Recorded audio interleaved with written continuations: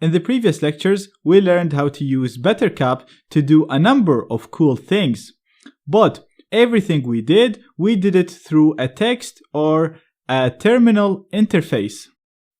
There is also a web interface or a graphical interface for BetterCap that we can use to do everything that I showed you so far.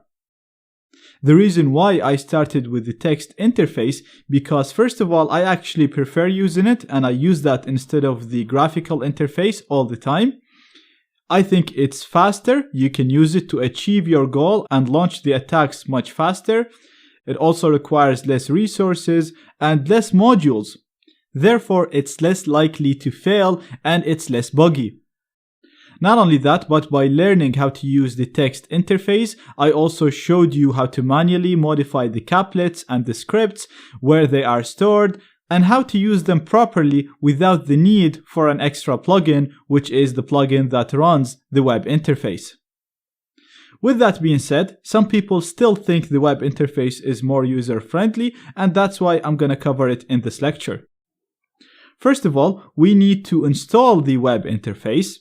So I'm going to start BetterCap by doing BetterCap-iface eth0, my interface that is connected to the target network.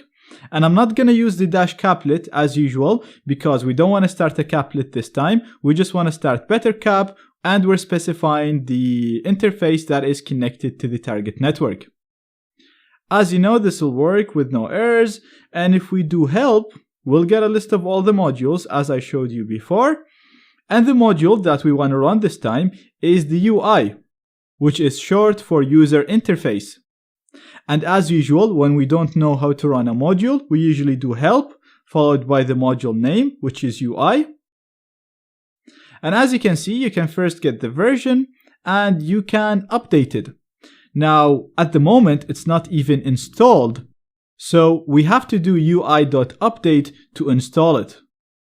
But before doing that, we need to specify the location where BetterCap is installed so that the UI is installed in the right directory. So if we go down, and as shown in the previous lectures, BetterCap is stored in usr share BetterCap.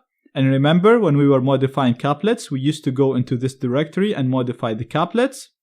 But right now, we just want to install the web interface. So we want to install it to user share BetterCap.